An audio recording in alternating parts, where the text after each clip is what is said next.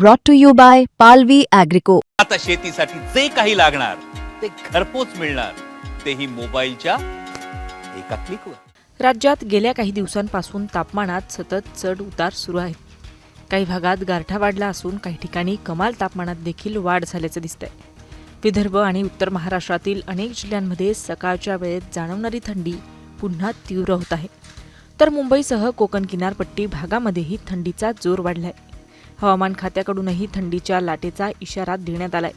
पुढचे काही दिवस मुंबईत किमान तापमान 19 डिग्री सेल्सिअसच्या आसपास असेल, तर दिवसात 30 ते 31 डिग्री सेल्सिअस राहण्याची शक्यता आहे। तर पालघरमध्ये थंडी मुंबईपेक्षा जास्त असून तापमान 16 ते 18 डिग्री सेल्सिअस पर्यंत खाली जाईल। रायगड, रत्नागिरी, सिंधुदुर्ग विभागात थंडी स्थिर असून किमान तापमान 17 ते 19 डिग्री सेल्सिअस दरम्यान राहील।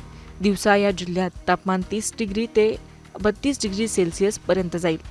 आकाश स्वच्छ, गार वारा आणि संध्याकाळी पुन्हा गारवा अशी स्थिती पुढच्या काही दिवसात असणार असल्याचं हवामान खात्याकडून सांगण्यात आलंय।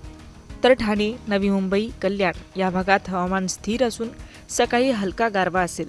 ठाणे आणि नवी मुंबईत किमान तापमान 18 ते 19 डिग्री सेल्सिअस, तर दिवसात 30 ते 32 डिग्री सेल्सिअस राहील।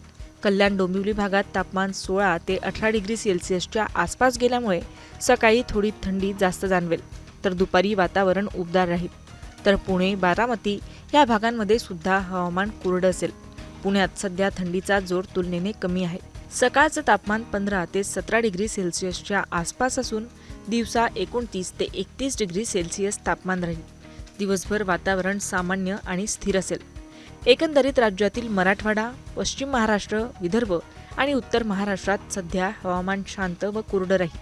विदर्भातील 3 जिल्ह्यात थंडीची लाट राहील, तसेच छत्रपती संभाजीनगर, अहिल्यानगर, सोलापूर, जळगाव, धुळे, नंदुरबार या जिल्ह्यात सकाळी तापमान 12 ते 15 डिग्री सेल्सिअसच्या दरम्यान असून काही भागात आणखी घट होण्याची शक्यता आहे। तर 7 आणि 8 डिसेंबर रोजी विदर्भातील काही भागात शीतलहरीचा प्रभाव असण्याची शक्यता आहे।